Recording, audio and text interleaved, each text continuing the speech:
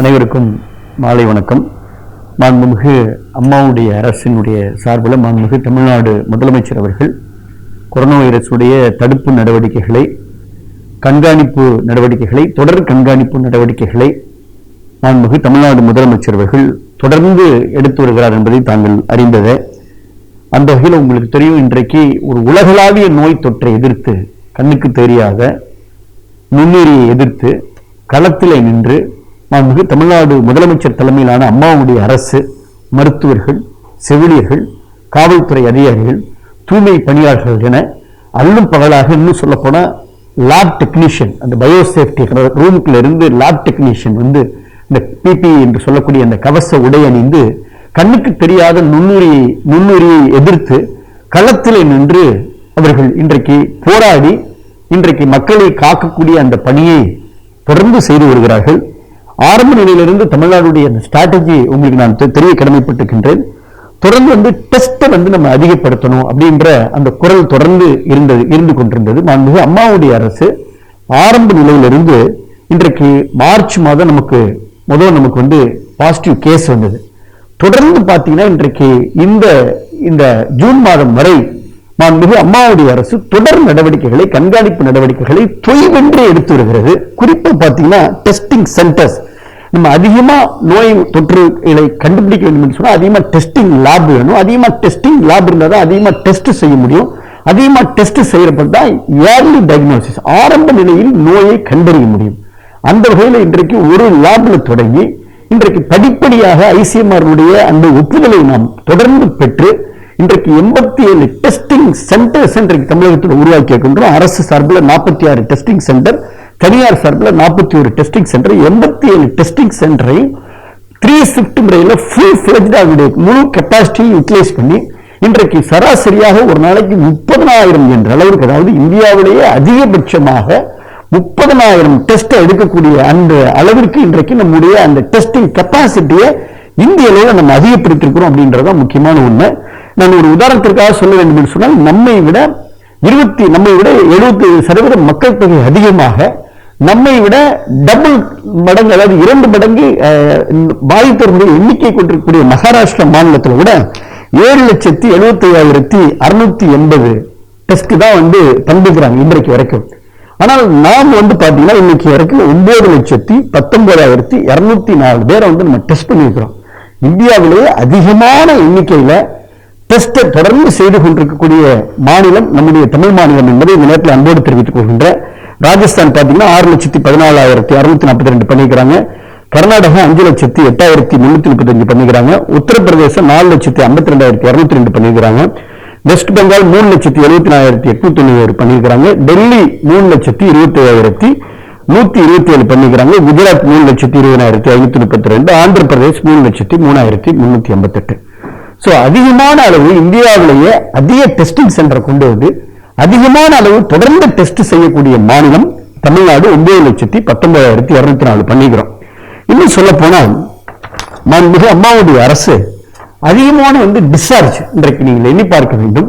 ஒரு பேண்டமிக், ஒரு உலகளாவிய நோய் தொற்று, இந்த உலகளாவிய நோய் தொற்றை மருந்து there is no drug of choice. நான் அடிக்கடி சொல்வேன், there is no drug of choice, there is no vaccine. இன்னும் உலக அளவில் ஆராய்ச்சியாக மருந்து கண்டுபிடிக்க முடியாத நிலையில் symptomatic treatment, comprehensive treatment, supportive treatment, antiviral, antibacterial, இந்த ட்ரீட்மெண்ட்டை ஒருங்கிணைத்து எங்களுடைய மருத்துவ குழு 55% வந்து டிஸ்சார்ஜ், அதாவது ரெக்கவரி ரேட் கொண்டு வந்திருக்கிறாங்க. அதிகமான அளவுக்கு, அதாவது இன்றோடு சேர்த்து இதுவரை தமிழகத்தில் மருத்துவமனையிலிருந்து குணமடைந்து வீடு திரும்பியவர்களுடைய எண்ணிக்கை 34,112 பேர். 34,112 பேரை வந்து இன்னைக்கு நம்ம டிஸ்சார்ஜ் பண்ணியிருக்கிறோம். இன்று ஒரே நாள்ல மட்டும் 1,358 பேரை டிஸ்சார்ஜ் பண்ணிக்கிறோம். 55% டிஸ்சார்ஜ் ரேட் இருக்கு. இது இந்தியாவில், உலக அளவில் WHO, ICMR, யூனியன் மினிஸ்ட்ரி என என்ஐ என்று சொல்லக்கூடிய பல்வேறு அமைப்புகள் வந்து இந்த ரெக்கவரி ரேட் அப்ரிஷியேட் செய்யக்கூடிய அளவிற்கு தமிழகத்திலேயே இந்த ஸ்ட்ராட்டஜி அமைந்துள்ளது என்பதை நேரத்தில் நான் அன்போடு இங்கே உங்களுக்கு நான் தெரிவித்துக் கொள்ள கடமைப்பட்டிருக்கின்றேன். பொதுவாக இந்த நிலை, இந்த பேண்டமிக் குறித்து நான் ஒரு கருத்தை சொல்ல விரும்புகின்றேன். முதல்ல நாங்கள் தொடர்ந்து மாண்புமிகு அம்மாவுடைய அரசு, மாண்புமிகு முதலமைச்சர் ஆரம்பிலிருந்து பொதுமக்களை பதட்ட வேண்டாம், ஆனால் அதே நேரத்தில் மிகுந்த கவனத்தோடு பொதுமக்கள் இருக்க வேண்டும், மிகுந்த எச்சரிக்கையோடு இருக்க வேண்டும். இன்னும் சொல்ல போனால் கண்ணும் கருத்துமாக அரசாங்கத்தினுடைய கருத்துக்களை நீங்கள் கேட்க வேண்டும். யாருக்காக சொல்ற? நமக்காக தானே சொல்ற, நாட்டுக்காக சொல்ற, ஒவ்வொருடைய உயிர் காக்கக்கூடிய அந்த விஷயத்தை தானே சொல்கின்றோம். ஒவ்வொருடைய உயிர் எனக்கு முக்கியம் என்று முதலமைச்சர் சொல்கிறாரே, யாருக்காக சொல்கிறார்? ஆக அந்த கருத்துக்களை நீங்கள் உணர்ந்து அரசாங்கத்தோடு நீங்கள் ஒத்துழைப்பு கொடுக்க வேண்டும் என்பதை தான் நாங்கள் திரும்ப திரும்ப திரும்ப திரும்ப நாங்கள் அழுத்தி பொதுமக்களை பார்த்து வணங்கி நாங்கள் வேண்டி கேட்டுக்கொள்கின்றோம். ஏன் என்று சொன்னால் இன்னைக்கு எவ்வளவு பெரிய பேரிடர், நிறைய பேரிடர் இருக்கிறது. வறட்சி என்ற ஒரு பேரிடர் இருக்கிறது, அதே போல வெள்ளம் என்ற ஒரு பேரிடர் வந்து செல்லும், மழை ஒரு பேரிடர், மிகப்பெரிய மழை ஒரு பேரிடாக வந்து செல்லும், புயல் ஒரு பேரிடாக வந்து செல்லும், சுனாமி ஒரு பேரிடாக வந்து செல்லும். அது மழையா இருக்கலாம், வெள்ளமா இருக்கலாம், அது புயலா இருக்கலாம், சுனாமியா இருக்கலாம், அல்லது மிகப்பெரிய இது போன்ற இயற்கை ஒரு பூகம்பமாக கூட இருக்கலாம். ஆனால் இந்த பேரிடர்லாம் வந்துவிட்டு போய்விடும். அதற்கு பின்னாடி ஒரு ரெஸ்கியூ ஆபரேஷன் என்று சொல்லக்கூடிய ஒரு மீட்பு பணியை துரிதமாக ஒரு கால அளவை நிர்ணயித்து அந்த ஒரு இயற்கை பேரிடரை எதிர்த்து நாம் களமாட முடியும், அதில் நாம் வெற்றி பெற முடியும். ஆனால் இன்றைக்கு ஏற்பட்டிருக்கக்கூடிய இந்த இயற்கை பேரிடர் என்பது இந்த உலகளாவிய பேண்டமிக் என்று சொல்லக்கூடிய மருத்துவ அவசர கால நிலை என்பது உலக சுகாதார நிறுவனம் ஒரு மருத்துவ அவசர நிலையை இன்றைக்கு பிரகடனப்படுத்தியிருக்கிறது. இது எப்படிப்பட்ட பிரகடனம்? இன்னும் சொல்ல போனா இது ஒரு பயாலஜிக்கல் கலாமிட்டி, அதாவது natural disaster involving invisible element, கண்ணுக்கு தெரியாத ஒரு நுண்ணுயிரியால் ஏற்பட்டிருக்கக்கூடிய ஒரு இயற்கை பேரிடர். ஆனால் இந்த இயற்கை பேரிடர் இது எப்படி இன்னும் போகும், இன்னும் எப்படி இந்த பேரிடர் பரவும், அல்லது எப்படி இந்த பேரிடர் ஒரு உச்சத்தை தொடும் என்பதை வல்லுநர்கள் கணிக்க திணறக்கூடிய நிலையில் இருந்து கொண்டிருக்கிறது. அது WHO ஆக இருந்தாலும், ICMR இருந்தாலும், இல்லை இன்றைக்கு NIA இருந்தாலும், இல்லை யூனியன் மினிஸ்ட்ரியாக இருந்தாலும், உலகளாவிய டாக்டர்ஸ் எக்ஸ்பர்ட்ஸ் டீம் கூட இதை கணிப்பதற்கு திணறக்கூடிய நிலையில் இருந்து கொண்டிருக்கின்ற இந்த சூழல் தான் இன்றைக்கு இருந்து கொண்டிருக்கிறது. ஆக இந்த சூழலும் மாண்புமிகு அம்மாவுடைய அரசு எந்தவித தயக்கமும் இல்லாமல் தளராமல் தொடர்ந்து அதே உத்வேகத்தோடு நோய் பரவல் ஒருபுறம் அதை நம்ம எதிர்த்து போராடி கொண்டிருக்கின்றோம், அதை கட்டுக்குள் கொண்டு வர வேண்டும் என்று. நோய் பாதித்தவர்கள் ஒருபுறம் அவர்களை நம்ம குணப்படுத்தி அவர்களை உயிர் காத்து அவங்க வீட்டுக்கு அனுப்பக்கூடிய அந்த பணிகள் ஒருபுறம், அவர்களிடமிருந்து நோய் பிறருக்கு பரவாமல் தடுக்கக்கூடிய அந்த பணிகள் ஒருபுறம் டெஸ்டிங் லேப் அதிகப்படுத்தி அதிகமாக டெஸ்ட் எடுத்து ஆரம்ப நிலையில் கண்டறியக்கூடிய அந்த பணிகள் என இப்படி மல்டி டைமென்ஷன் நமக்கு சவால்கள் இருந்தாலும், பலமுனை தாக்குதலாக நமக்கு சவால்கள் இருந்தாலும், அந்த பலமுனை தாக்குதல்களையும் அரசு மிகுந்த திறமையோடு அதையெல்லாம் சமாளித்து எதிர்கொண்டு மக்களை காக்கக்கூடிய அந்த பணியை இன்றைக்கு செய்து கொண்டிருப்பது என்பது எல்லோருக்கும் தெரியும். மற்ற இயற்கை பேரிடர் போல ஒரு கால நிர்ணயம் செய்யக்கூடிய வல்லுநர்கள் சொல்லக்கூடிய அந்த நிலையிலே இல்லை. அதனால்தான் நான் முதலமைச்சர் கூட 2 நாட்களுக்கு முன்னதாக நேற்று யதார்த்தமாக அங்கே குருநானக் கல்லூரியில அந்த அதிகமாக சென்னை மாநகராட்சி உருவாக்கப்பட்டிருக்கிற கொரோனா வைரஸ் பாதிப்படைந்தவர்களை வைப்பதற்காக உருவாக்கப்பட்டிருக்கிற அந்த படுக்கை வசதிகள் எல்லாம் அவர்கள் ஆய்வுகளை மேற்கொண்டு அறிவுரைகளை வழங்கினார்கள். மிக அதிகமான பரிசோதனை செய்ய வேண்டும் என்று அறிவுரை வழங்கினார்கள். மிக அதிகமாக படுக்கை வசதிகளை உருவாக்க வேண்டும் என்று எங்களுக்கு அறிவுரை வழங்கினார்கள். அப்படி அவர்கள் கருத்துக்களை பரிமாறிக்கொண்டிருக்கும் போது யதார்த்தமாக ஒரு பத்திரிகை நிருபர் கேட்கிறார், எப்பொழுது இது இந்த கொரோனா வைரஸுடைய அந்த தாக்குதல் குறையும் என்று கொள்வது. முதலமைச்சர்களை பற்றி அனைவருக்குமே தெரியும். அவர் கடவுள் பக்தி கொண்டவர், அவர் வெளிப்படையாக கோயிலுக்கு செல்லக்கூடியவர், அதீத பக்தி கொண்டவர். அதனால யதார்த்தமான ஒரு கருத்துக்கு, யதார்த்தமான ஒரு கேள்விக்கு யதார்த்தமாக ஒரு பதில் சொல்லுகிறார், கடவுளுக்கு தான் தெரியும் என்று சொல்லி. இதுல என்ன தவறு இருக்கிறது? கடவுள் என்ற வார்த்தையை சொன்னதில் என்ன நீங்கள் குற்றம் கண்டுபிடித்து விட்டீர்கள்? கடவுள் என்ற வார்த்தையை சொன்ன உடனே ஏன் இன்றைக்கு எதிர்கட்சி தலைவருக்கு கோபம் வருகிறது என்பது எங்களுக்கு தெரியவில்லை. ஆனால் முதலமைச்சர்கள் சொன்னார்கள், இன்றைக்கு உலக சுகாதார நிறுவனம் அவர்களால் கணித்து சொல்ல முடியவில்லை, இன்னைக்கு WHO கணித்து சொல்ல முடியவில்லை, வல்லுநர்களால் கணித்து சொல்ல முடியவில்லை, டாக்டர்ஸ் எக்ஸ்பர்ட்ஸ் கணித்து சொல்ல முடியவில்லை. இருந்தாலும் கூட இன்றைக்கு இருக்கக்கூடிய இந்த ரிசோர்ஸை வச்சுக்கொண்டு தமிழகத்தில் மிக கடுமையான இந்த பணிகளை மேற்கொண்ட காரணத்தினால இந்தியாவிலேயே ரெக்கவரி ரேட், இந்தியாவிலேயே அந்த டிஸ்சார்ஜ் ரேட் 55%. நான் சொன்னது போல இன்றைக்கு 34,112 பேர் இன்றைக்கு குணமடைந்தவர்களை வீட்டுக்கு நல்லபடியாக அனுப்பிச்சிருக்கின்றோம். அதே போல இந்தியாவிலே அதிகமான டெஸ்ட் இன்னைக்கு பாத்தீங்கன்னா இன்றைக்கு 9,19,204 பேருக்கு நம்ம டெஸ்ட் எடுத்திருக்கிறோம். ஆக அந்த அளவிற்கு நான் முதலமைச்சருடைய பணிகள், முதலமைச்சருடைய ஈடுபாடு இதுல இருக்கிறது என்பதை இந்த நேரத்தில் நான் அன்போடு தெரிவித்துக் கொண்டு, நான் ஏற்கனவே சொன்னது போல இந்த சூழலில் தொடர்ந்து அரசின் மீது நீங்கள் எந்த விதமான ஒரு அடிப்படை ஆதாரம் என்று குற்றச்சாட்டுகளை சுமத்த வேண்டாம். ஏனென்று சொன்னால் ஆக்கப்பூர்வமான கருத்துக்களை வரவேற்கின்றோம். நீங்கள் ஆக்கப்பூர்வமான கருத்துக்களை சொல்லுங்கள், ஏற்றுக்கொள்கின்றோம். நல்ல வழிமுறைகளை சொல்லுங்கள், ஏற்றுக்கொள்கின்றோம். நல்ல ஒரு மிகப்பெரிய மருத்துவ குழுவுடைய ஒரு அதிகாரபூர்வமான தகவல்களை சொல்லுங்கள், அந்த தகவல்களை அரசு ஏற்றுக்கொள்ள தயாராக இருக்கிறது. உலக அளவில் ஒரு பெரிய வல்லுநர் குழுவை அமைத்து அந்த குழுவினுடைய எந்த கருத்தையும் ஏற்றுக்கொண்டு செயல்பட அரசு தயாராக இருக்கிறது. எந்த ஆக்கப்பூர்வமான எந்த தகவல்களை ஏற்றுக்கொண்டு அரசு செயல்பட தயாராக இருக்கிறது. ஆக அடிப்படை ஆதாரம் இல்லாமல் பொத்தாம் பொதுவாக அரசின் மீது குற்றச்சாட்டு சொல்ல வேண்டும் என்ற அந்த நோக்கத்தோடு கருத்துக்களை சொல்வது ஏற்கத்தக்கதல்ல என்பதை மட்டும்தான் இந்த நேரத்தில் நான் அன்போடு தெரிவித்துக் கொள்கிறேன். சென்னையை பொறுத்த வரைக்கும் இன்றைக்கு முதலமைச்சர்கள் தொடர்ந்து இன்றைக்கு இந்த லாக்டவுன் நோய் பரவலை கட்டுப்படுத்துவதற்காக இந்த லாக்டவுனை முதலமைச்சர் அவர்கள் இந்த செயின் லிங்க் லாக்டவுனை ஏற்படுத்தியிருக்கிறார்கள். இன்னைக்கு பாத்தீங்கன்னா பொதுவாக எப்டெமியாலஜிக்கல் சர்வேல அந்த டபுளிங் ரேட் அப்படின்ற ஒரு முக்கியமான ஒரு விஷயம், எப்டெமியாலஜிக்கல் சர்வேல அந்த டபுளிங் ரேட் அப்படின்ற ஒரு முக்கியமான விஷயம் இருக்கு. அதாவது ஒரு வாரத்துல டோட்டல் அந்த கேசஸ் டபுளிங் ஆகுதா, 10 நாட்கள்ல டோட்டல் கேஸ் டபுளிங் ஆகுதா, அல்லது 15 நாட்கள்ல டபுளிங் ஆகுதா அப்படின்றது ரொம்ப ரொம்ப முக்கியமான விஷயம். அந்த வகையில இந்த எபிடமியாலஜிக்கல் சர்வேல பாத்தீங்கன்னா இந்த டபுளிங் ரேட் பாத்தீங்கன்னா இன்றைக்கு உள்ள காலகட்டத்தில் 15 நாட்களுக்கு மேல, அதாவது ஏற்கனவே இருக்கக்கூடிய அந்த கேஸோட எண்ணிக்கை இன்றைக்கு 15 நாட்களுக்கு மேலாக தான் அந்த டபுளிங் ஆகக்கூடிய 16 நாட்கள் ஆகிறது. ஏற்கனவே எந்த எண்ணிக்கையில நமக்கு பாசிட்டிவ் கேஸ் இருக்கிறதோ அந்த எண்ணிக்கை 2 மடங்காக உயர்வதற்கு 15 இருந்து 16, 17 நாட்கள் ஆகக்கூடிய சூழல் இருக்கிறதுனால நம்ம ஒரு கரெக்டான ஸ்ட்ராட்டஜியில தமிழக அரசு, தமிழக அந்த மக்கள் நல்வாழ்வுத்துறை சென்று கொண்டிருக்கிறது என்பதை மருத்துவ வல்லுநர்கள் தெரிவிக்கிறாங்க. ஏற்கனவே பாத்தீங்கன்னா ஏப்ரல் மாதம், மே மாதம் அதெல்லாம் பாத்தீங்கன்னா 7 நாட்கள் 6 நாட்கள்ல டோட்டல் கேஸ் டபுளிங் ஆனது. இன்னைக்கு உள்ள சூழல்ல 16 நாட்களுக்கு மேலாக டபுளிங் ஆவதற்குண்டான சூழல் இருக்கிறது. ஆகினால நம்முடைய ஸ்ட்ராட்டஜி, அதாவது early aggressive testing, early diagnosis, proper treatment, அதாவது அதிகமான நம்ம டெஸ்ட் எடுக்கிறது, அதிகமான டெஸ்ட் எடுக்கிற காரணத்தினால நம்ம ஆரம்ப நிலையில அந்த நோயை கண்டறிகிறது, ஆரம்ப நிலையில கண்டறிகிறதுனால அந்த நோய்க்கு ஒரு உயர்வான இன்றைக்கு ஒரு காம்ப்ரிஹென்சிவ் ட்ரீட்மெண்ட் கொடுக்கிறது. இந்த சூழல் இருக்கின்ற காரணத்தினால நம்ம சரியான பாதையில் நம்ம சென்று கொண்டிருக்கிறோம் என்பதை இன்றைக்கு WHO, யூனியன் மினிஸ்ட்ரி, NIA போன்ற அந்த அமைப்புகள் நமக்கு அறிவுறுத்துகின்றன என்பதை நான் உங்களோடு பகிர்ந்து கொள்கின்றேன்.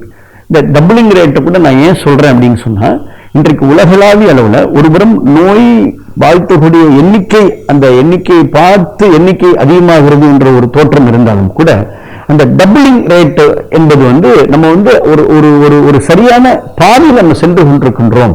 நம்முடைய தமிழ்நாடு அரசுடைய இந்த ஸ்ட்ராட்டஜி கரெக்ட் அப்படின்னு வல்லுநர்கள் சொல்லக்கூடிய நிலையில் நாம் இருந்து கொண்டிருக்கிறோம் என்பதை நான் உங்களோடு பகிர்ந்து கொள்கின்றேன். குறிப்பா பாத்தீங்கன்னா சென்னையில் அதனாலதான் இன்றைக்கு முதலமைச்சருடைய ஆணைக்கு தொடர்ந்து இந்த ஃபீவர் கேம்ப், அதாவது களத்துக்கு நேரடியாக சென்று 253 வாகனங்களை நடமாடும் மருத்துவமனைகளை தொடங்கி வைத்து ஒவ்வொரு தெருவாக சென்று ஃபீல்டுக்கு போய் அங்க போய் நம்முடைய மருத்துவர்கள், செவிலியர்கள், பார்மசிஸ்ட் டீமா போய் அங்க ஒரு சேர் போட்டு டேபிள் போட்டு அங்க உட்கார்ந்து டோரை தட்டி அவங்களை அழைச்சி நீங்க இந்த கேம்புக்கு வாங்க என்று தங்களை நீங்கள் பரிசோதனைக்கு உட்படுத்திக் கொள்ளுங்கள் என்று அவர்களை அழைக்கக்கூடிய நிலை இன்னைக்கு சென்னையில் உருவாக்கிருக்கோம். ஒரு நாளைக்கு 530 கேம்ப் நடத்தி சாதாரணமாக சுமார் 30,000 பேரை நம்ம ஒரு நாளைக்கு அவங்களை நம்ம பரிசோதனைக்கு ஆட்படுத்துறோம். ஆக தொடர்ந்து ஃபுல் ஃபிளெஜ்ல இதை சென்னை முழுக்க இதை நம்ம செஞ்சுட்டு இருக்கிறோம். அதனால இப்படி செய்யறதுனால இந்த நோய் பரவலுடைய வேகத்தை குறைப்பதற்கு, நோய் பரவலுடைய வேகத்தை குறைப்பதற்கு மாண்புமிகு அம்மாவுடைய அரசு சென்னை மாநகராட்சியோடு இணைந்து இந்த நடவடிக்கையை துரிதமாக எடுத்துக் கொண்டிருக்கிறது என்பதை நான் உங்களோடு பகிர்ந்து கொள்கிறேன். அதனாலதான் அதிகமான மேன் பவர், இன்றைக்கு 14,814 மருத்துவர்கள், ஸ்பெஷாலிட்டி டாக்டர்ஸ், அதுபோல MBBS மருத்துவர்கள், செவிலியர்கள், பாராமெடிக்கல் டெக்னீஷியன் என 14,814 பணியாளர்கள் இன்றைக்கு முதலமைச்சரால் பணியமர்த்தப்பட்டிருக்கிறார்கள். உங்களுக்கு ஏற்கனவே சொன்னது போல சென்னையை பொறுத்தவரைக்கும் அரசு மருத்துவமனைகள்ல 5000 படுக்கைகள் மருத்துவக் கல்லூரி மருத்துவமனைகள் மற்றும் இதர மருத்துவமனைகளை நம்ம உறுதிப்படுத்தியிருக்கின்றோம் என்பதை உங்களோடு நான் பகிர்ந்து கொள்ள விரும்புகின்றேன்.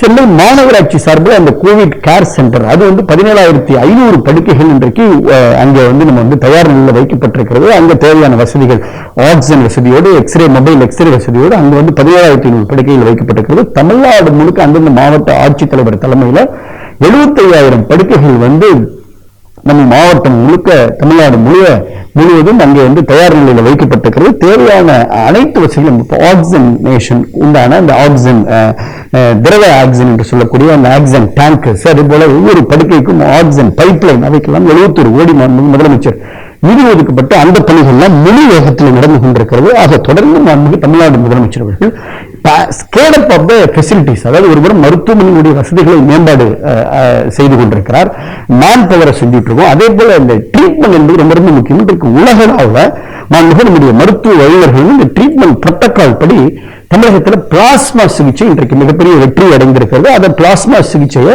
தொடர்ந்து நம்முடைய சென்னை ராஜீவ்காந்தி மருத்துவமனையில் அதை சக்சஸ்ஃபுல்லா செஞ்சுட்டு இருக்கிறாங்க. Tamil Nadu medical service corporation TNMC மூலமா இன்றைக்கு உயிர் காக்கக்கூடிய விலை உயர்ந்த வீரியம் மிக்க உயிர் காக்கக்கூடிய மருந்துகள் இன்றைக்கு இந்திய அளவில் தமிழகத்திற்கு தெரிவிக்கப்பட்டிருக்கிறது. ரெம்டெசிவிர் என்று சொல்லக்கூடிய மருந்துகள் இன்றைக்கு டிஎன்எம்சி மூலமாக உயிர்காக்கும் மருந்துகள் தெரிவிக்கப்பட்டிருக்கின்றன.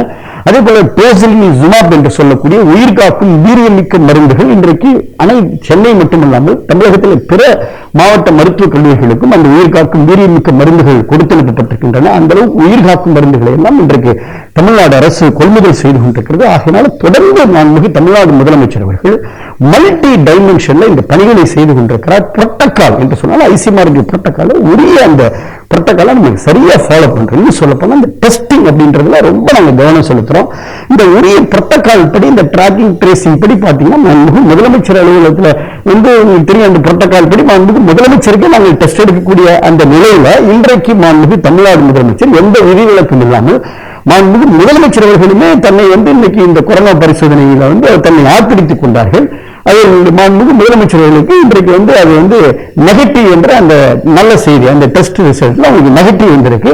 அதனால அரசு என்பது முதலமைச்சர்கள் மிகுந்த வெளிப்படையா இருக்கிறாங்க, ரொம்ப டிரான்ஸ்பரண்டா இருக்கிறதா. எந்த தகவல்களையும் அரசு மறைக்கவில்லை, எந்த தகவலையும் அரசு மறுக்கவும் இல்லை. ரொம்ப வெளிப்படையா இருக்கும், டிரான்ஸ்பரண்டா இருக்கும். ஹையஸ்ட் டெஸ்ட் எடுக்கிறோம், எல்லாத்துக்கும் தகவல் சொல்றோம், டெய்லி புல்லட்டின் வெளியிடுறோம், மாவட்ட வாரியா செய்திகளை நம்ம வெளியிடுறோம்.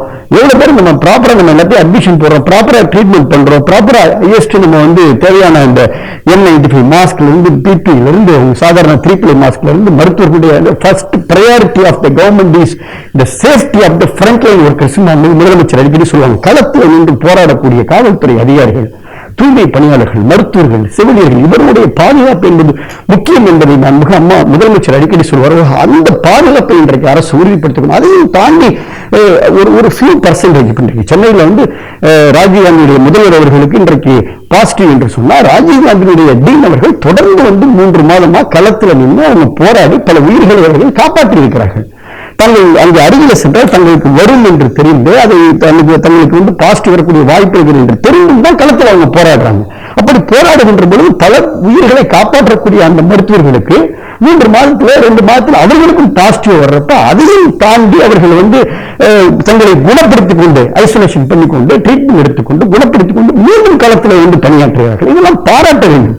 நிச்சயமா இன்னைக்கு வந்து நம்முடைய ஒரு நான் வந்து முதலமைச்சருடைய அந்த அவருடைய அந்த ஊக்குவிக்கக்கூடிய அரசுடைய அந்த செயல்திறனால் இன்றைக்கு களத்தில் தூய்மை பணியாளர்களாக இருக்கட்டும், மருத்துவர்களாக இருக்கட்டும், கல்லூரி முதல்வராக இருக்கட்டும், காவல்துறை உயர் அதிகாரிகளாக இருக்கட்டும், IAS அலுவலராக இருக்கட்டும், எல்லோருமே இன்றைக்கு களத்தில் நின்று தங்கள் உயிரையெல்லாம் துச்சமென மதித்து இந்த அரசுக்காக மக்கள் நலனுக்காக தொடர்ந்து அவர்கள் களப்பணியாற்றிக் கொண்டிருக்கிறார்கள் என்பதுதான் இந்த நேரத்தில் நான் குறிப்பிட விரும்புகின்றேன். ஆக தொடர்ந்து நீங்கள் பதட்டம் வேண்டாம், அதே நேரத்தில் பயம் வேண்டாம். ஆனால் மிகுந்த எச்சரிக்கையோடு மிகுந்த கவனத்தோடு வெளியில செல்கின்ற பொழுது நாங்கள் ஆரம்பத்திலிருந்து சொல்றது மாஸ்க் அணியணும், கண்டிப்பா மாஸ்க் அணியணும். ஹேண்ட் வாஷ் ரொம்ப ரொம்ப முக்கியம். சர்ஃபேஸ் நம்ம இடத்தை சுத்தமா வச்சுக்கணும். சர்ஃபேஸ் ஹைஜீன், ஹேண்ட் ஹைஜீன், அதுவே நம்ம கைகளை சுத்தமாக நீங்கள் கழுவ வேண்டும் என்ற அரசுடைய வழிமுறைகளை நீங்கள் பின்பற்ற வேண்டும் என்பதை மீண்டும் இந்த நேரத்தில் நான் வலியுறுத்தி கேட்க கடமைப்பட்டிருக்கின்றேன். பொதுமக்களுடைய ஒத்துழைப்பு, ஆக பீப்புள் பார்ட்டிசிபேஷன், உங்களுடைய ஒத்துழைப்பு இருக்கின்ற பொழுதுதான், பொதுமக்களுடைய ஒத்துழைப்பு இருக்கின்ற பொழுதுதான், பொதுமக்களுடைய பங்கேற்பு இருக்கின்ற பொழுதுதான் இந்த கொரோனாவை நாம் வெல்ல முடியும். ஆக உங்களுடைய ஒத்துழைப்போடு நமக்கு அம்மாவுடைய அரசு இந்த கொரோனாவை வென்று காட்டும் என்பதை தெரிவிக்கின்றேன். நன்றி, வணக்கம்.